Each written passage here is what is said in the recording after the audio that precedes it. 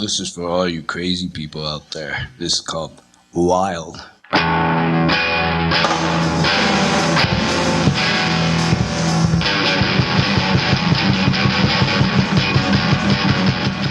I didn't really want to become a punk rocker because I like punk rock too, but I'm more of a metalhead.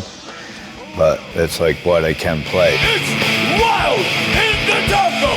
It's wild in the jungle. It's wild in the sea. We rocked out pretty good on June 16th last year. I even blew myself away, really. It's like, holy cow, how'd I do that? Reality kind of sucks. That's how it is when you're wild. That's how it is when you are wild.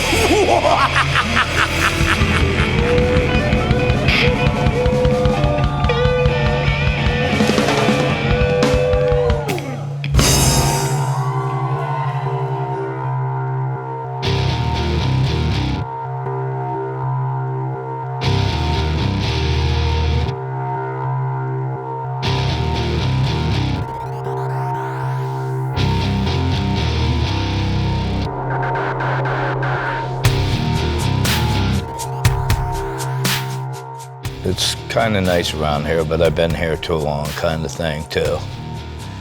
But I've been here since I was 9, born in Bennington, Vermont, Putnam Memorial Hospital. Been up here, went to Elm Hill when I was 9, and in 73, 74, moved to Maple Hill, and in 1980, I moved downtown. And I've been stuck here ever since. Others will be no God, only dinosaurs and reptiles. We've been listening to J. Willis Pratt, We're Bionic, and we have Willis in the studio here. How are things going there? You're getting ready for a concert tonight, aren't you? Yeah, hopefully it'll be a good one. We've been talking about it on the radio all morning. Yeah. How tonight at the Haybarn Theater at Goddard College, starting at doors open at 6:30, shows at 7. Should be pretty awesome. Yeah. So if you want to hear some good loud rock and roll, that's the place to be today. And this is really great. I've thoroughly enjoyed it. We've just been listening to your CD, and then before that was... well, I'm glad you like that particular song, because that was like not one of the better ones as far as I'm concerned. I mean, there's some that are worse, but there's some pretty good stuff on that one and Bleeding in the Shark's Tank. As the winter girl, I was thinking to myself, this could be love, okay. It'll try it out there. Yeah. Can't believe I missed that one chord right there that time. You know what? I can't fucking believe it either. Can't believe it. It's the stone wall down in the middle of Plainfield. That's where we hang out sometimes a lot when you got nothing better to do. In the 80s, it was a great drinking spot. So sometimes we sneak out with a beer and still drink on the wall. But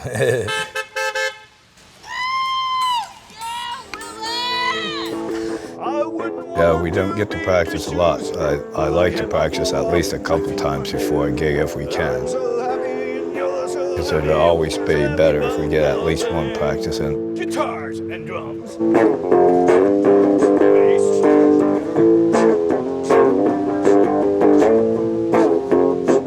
I mean, I tell John every time, it's like, listen to the CDs so you kind of get an idea, you know, listen to the CDs.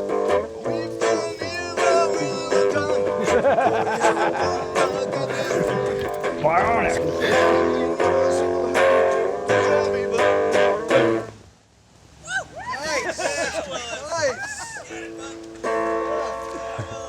John Fishman, John Kazowitz, Chris Martin, J. Willis Pratt, they're friends and they're awesome musicians. I thank them for doing their part. It's like, someday I'd like to be able to pay everybody too, so. Whenever I can, I try to get the Phish man, of course. He's the official drummer for the band. Although we usually have to use other people most of the time. He's the official, and other band drummers, I make sure they understand that, okay, if Phish shows up, he gets the right away, but if you want to drum for us, that's great. Whenever I haven't seen him for a while, I'll come and I'll see the first thing out of, hey man, when are we gonna rock? When are we, we got everything. He lives to, he literally lives to rock. He wanted to call us rubber metal because he thinks I have weird timing, which I'm still trying to figure out because we're pretty tight.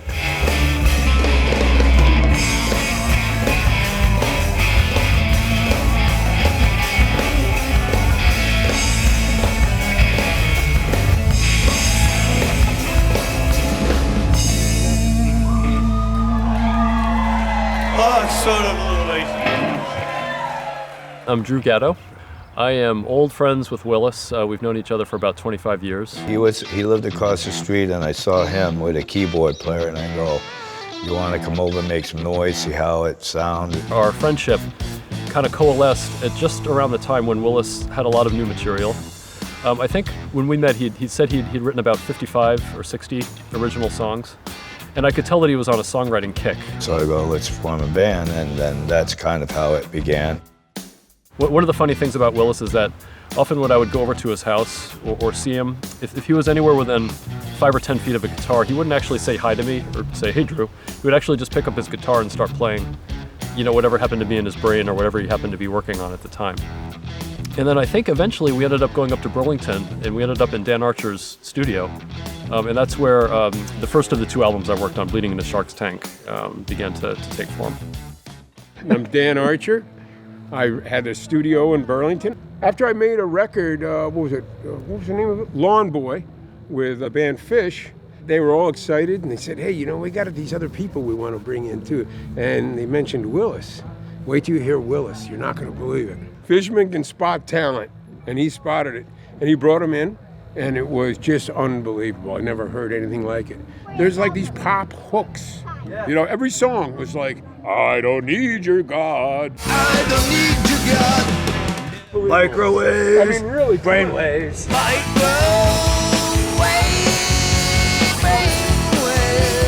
Don't tell me looks have nothing to do. Don't tell me looks got nothing to do with it. You know that's a filthy lie. Willis' music is, well, it's awesome. I think I call it punk music.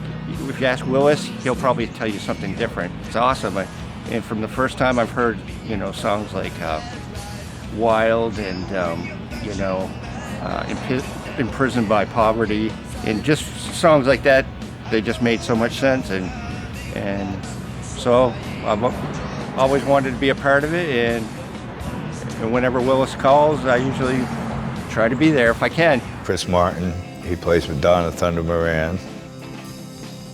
Yeah, he's been a friend for years. Whenever Willis would need a band, he kind of like would borrow parts and pieces of my band and, you know, play around parties and different things. And Kazowitz, he came to my door.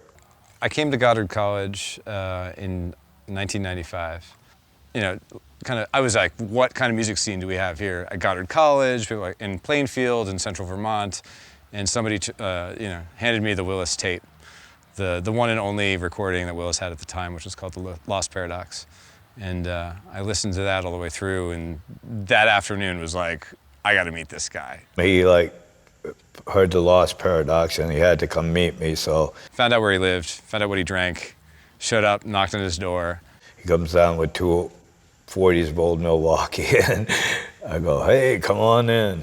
Sat on his couch, watched TV, drank 40-ounce beers for about a year and a half. And I didn't realize that he could play bass, so he was my friend for at least 2 years before he was my bass player. He got a call from Fishman saying the band wants you to open for them in Pepsi Arena in Albany, New York. This was '97. Well, 25,000, I think that's what the arena holds, yeah. I turned to him, I said, do you have a band? Who are you gonna play with? He's like, I gotta figure that out. I'm available. I can play something. What do you need? You know, guitar, bass, drums, whatever, you know. And it happened to be a bass player that he needed at that time. So I borrowed somebody's bass, and 2 weeks later, I was opening up for Phish in front of 17,000 people. Although a lot of people hated us, some people loved us. We're walking around, even like the guys telling us to go sit down, but it's like opening act, like we were kings for the day or so. And our heads must have been this big for at least a week after. I was just using the power. I was just using the power of imagination. And in the summertime, Willis will stand downstairs from his apartment with his shirt off, just wailing on his guitar and singing to the world. And I feel like he's just the standard bearer for Plainfield in that regard. He's gonna be historical here. He's always into music. He's always playing music. And he's always trying to bring his music all over the place. Hell, man. You remember? But I was like, you were passing out. I think I got sick too, or you got sick. You but I'm like, but no, I go like this.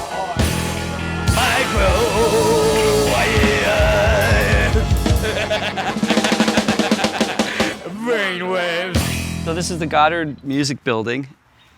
We used to rehearse upstairs in the building here.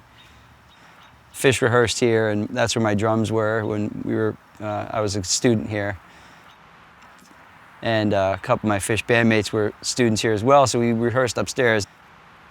He comes walking in, and it's August, you know, because it's like the orientation week for the incoming students. And he comes in with his black jeans, just like probably the same pair of pants he's wearing today, and this black leather jacket. And he's got his guitar case, and this is beat up, you know, electric guitar case. And he's, hey, I hear you're the Phish band. I hear you play some good drums. I need a drummer. I write songs. I'm, you know, and I said, well, you know what? Yeah, you know, I play drums, and you know, what do you write? You know, what kind of music do you play?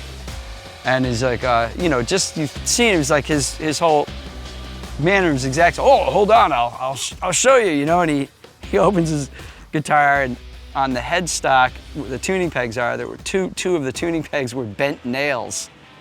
And he looked like this mini Hulk Hogan with his guitar on, you know. And he starts playing Wild. Like the veins, and, you know, it's wild! And he was fucking, and it was something like suddenly there was a stadium of thousands in his mind. And he was on his stage, and he was gone, just totally gone, fucking incredible. And I'm like watching this, and you know, and then and just like, you know, and he gets through it, and he does this, you know, thing. And at that moment, I have to say, I actually almost dropped to my knees. Like I almost involuntarily like went, oh, like, you know, like and it's at that moment I decided, yeah, I said, I'll play drums for you for the rest of my life. So I've been pretty much a Willis musical captive since that moment.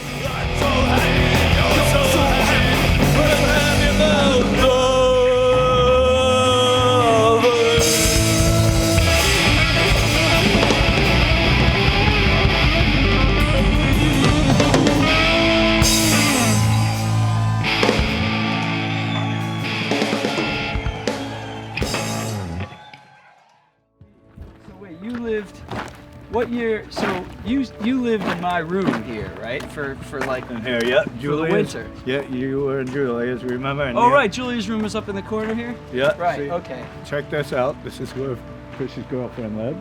Well, he's like a brother to me, I guess. Got a heart of gold.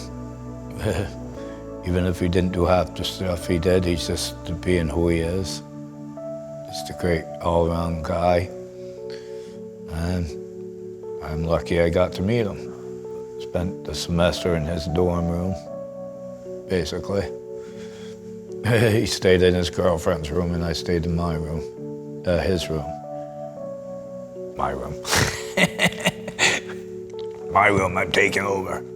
Can we get in? Oh, they got... That's locked. But where do my room was on the first floor around back, right? So yours was, yeah, not this one, because that was Neil's. Yours no, was I the was one around with the other window. side. Yeah. Yeah, I was center room, right? Yeah. This I stayed was in my his dorm room, and he stayed up in his My girlfriend lived up in the corner room, and Willis he was living in his car. You were living in your car, and it was winter. What was the car that you were living in? Was it? I lived in a field car, so. And you had a sterno. I remember you were cooking out of a fucking sterno. Well, there was a. It's unbelievable. Well, there was a green one, a Chevy Besson I was living in on the other side of that. Oh, that's what it was. Well, it's on the other side of that building where the blinking light was. It was right there. The Chevy Bison was there. That was the greenish. Bison. Yeah, because I remember Yeah. I called it Bison. Bison, yeah.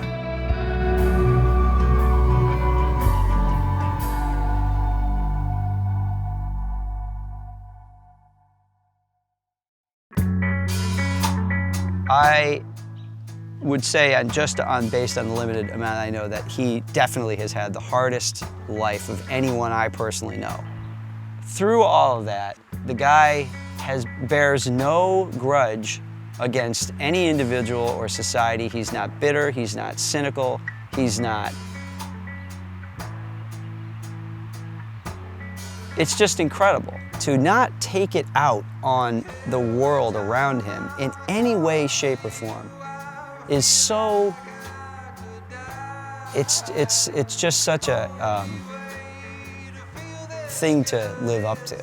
This guy's just incredible. It's amazing, you know? How can you live a life like that and be that nice of a person and, you know, and come out with a heart of gold? It's incredible.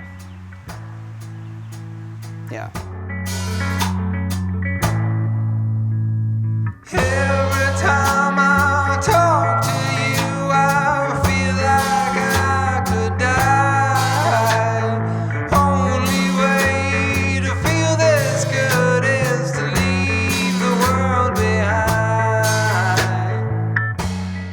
We're here because Willis, this is a benefit tonight. We're playing a concert for Willis to try to raise a little money for his health budget, because he has been recently diagnosed with cancer, and there's a lot of people who really love him, and we want to help him out and see if we can, you know, help fund his medical care, and I think to just sort of raise his spirits and give him some attention. This is like, I mean, it's great to be playing with Willis, but it's, you know, he's, you know, has cancer, and I'm praying for him, and I think it's going to be, you know, just good for Willis, his being, to do this.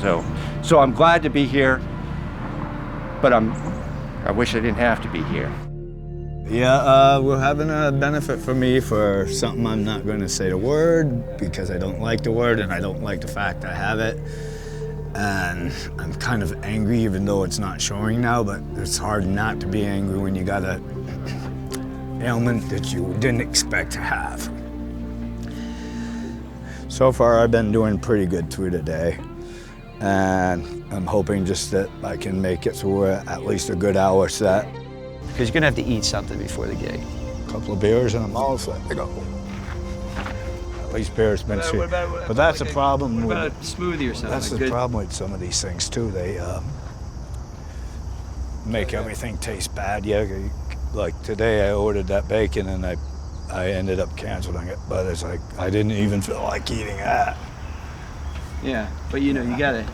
I'm also doing chaga tea, which is good for cancer.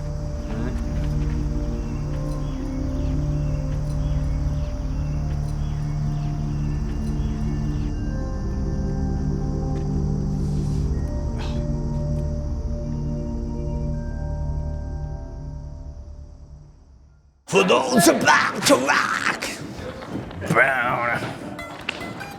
Willis, we went with the half staff.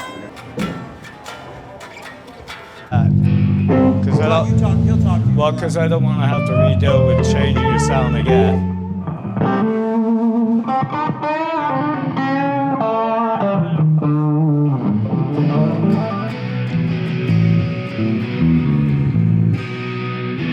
Living after midnight, rocking to the dawn, loving to the morning that I go.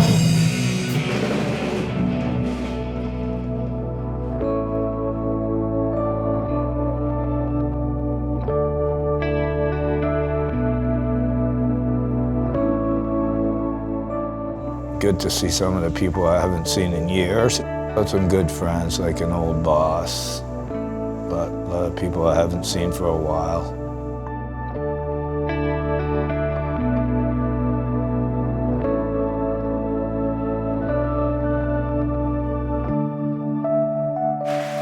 So this show tonight is going to be a grand celebration of rock and roll, of your life, of your work, of your music, and I'm truly honored to have been part of making it a reality for you. I just want to let everyone know, if you just got here, if you're just arriving, there are no costs for admission tonight. We're asking everybody to dig deep into their pockets, give what you can, whatever you can. All the proceeds that you give out tonight are going to go to Willis to support him as he moves forward. So without any further ado, Are we ready? So are we ready? Are we ready?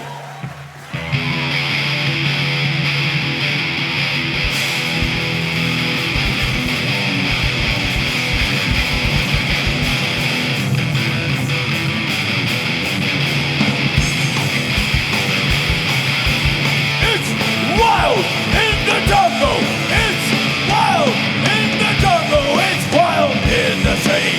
Under the sea light, to puncture in a fight. Look at you, shed in your car, all pumped out with leather and lace. That's what you make them on. What is big disgrace? What is this that you're trying to tell me? What is this that you're trying to say? Come on, let's get wild. Come on, let's get wild.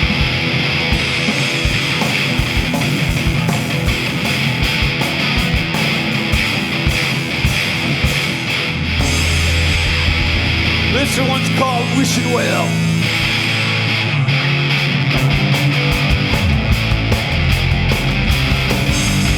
We think that we're doing also well, living our lives for a wishing well.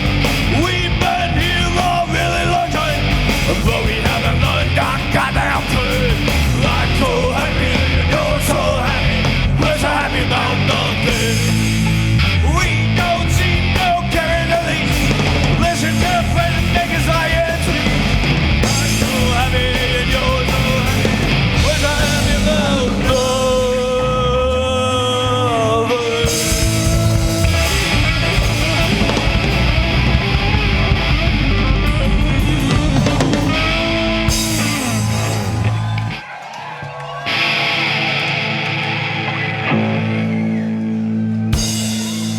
Jonathan Fishman.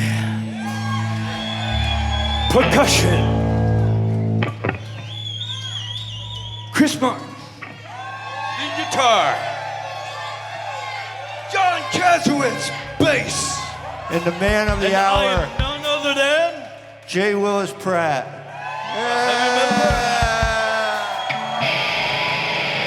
And this could be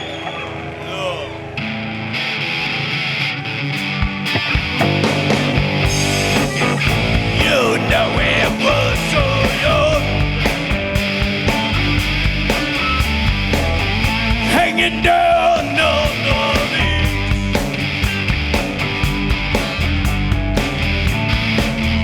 watching the waves run like tide.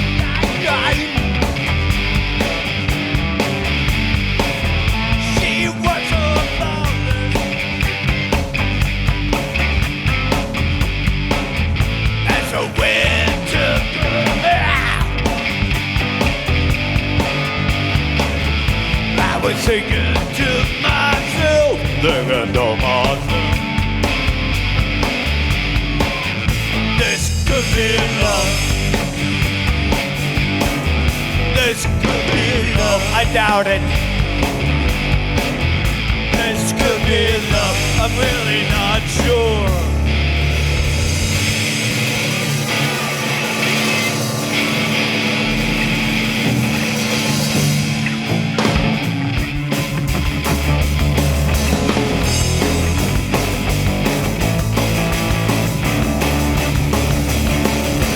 I'm so pissed about the TV set. There's just too many dead commercials. I threw the damn thing out the window. I'm in jail for murder. I hit somebody in the head, 'cause I threw the damn TV out the window. Now he's sucking dead. I'm so pissed about the TV set. But you know something? I am still I'm still watching.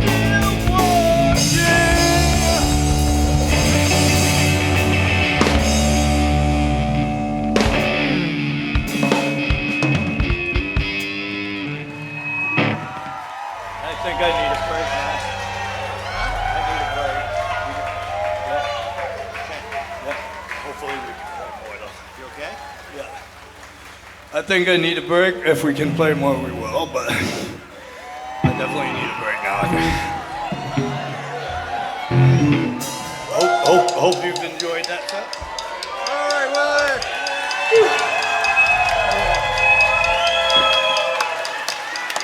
Like a little.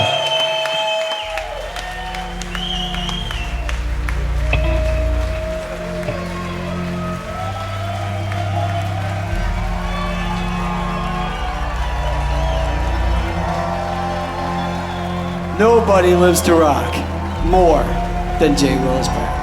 It is true. The man who lives the most to rock.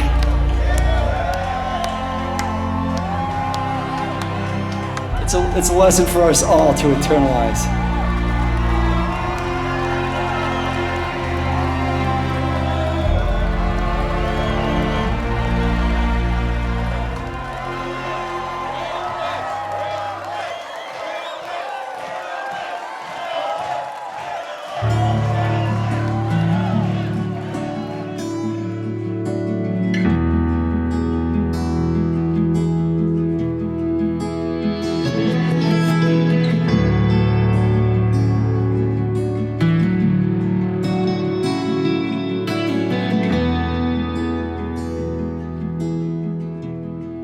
He's influenced me not only musically, but also just as a human being.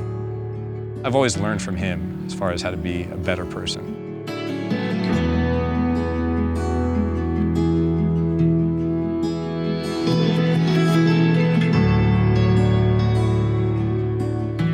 I think just Willis is a inspiration that if you were, if you want to play and you want to say something that makes people feel something, you can do it. And Willis is always, from the first time I've heard him, he inspires me. I know a lot of great people, but like in a way, I kind of don't know anyone that great. Just with the best fucking attitude. It's just incredible. Yeah. I want to see my body being returned to normal, so I can go to the bathroom normal, so I can walk normal, so I'm not in pain every day and getting depressed. What are some last messages from you that you want your fan base to hear? Thank you for coming to the show. Hope you enjoyed the next one. Thanks. Thanks for helping me become who I am, or who I'm trying to be. I'll figure it out one day.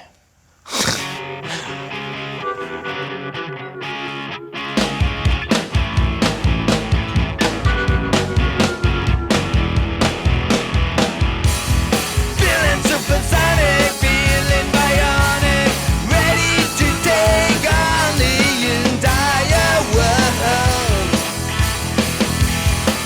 Microwave brainwave.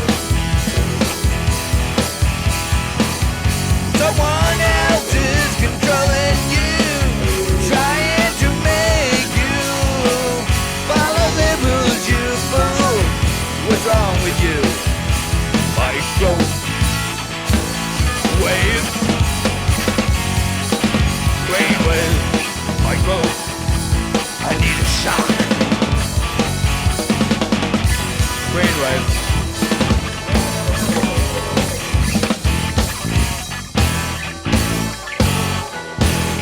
Micro,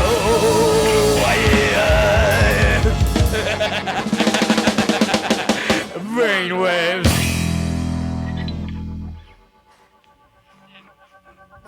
Sounded like it should have been it.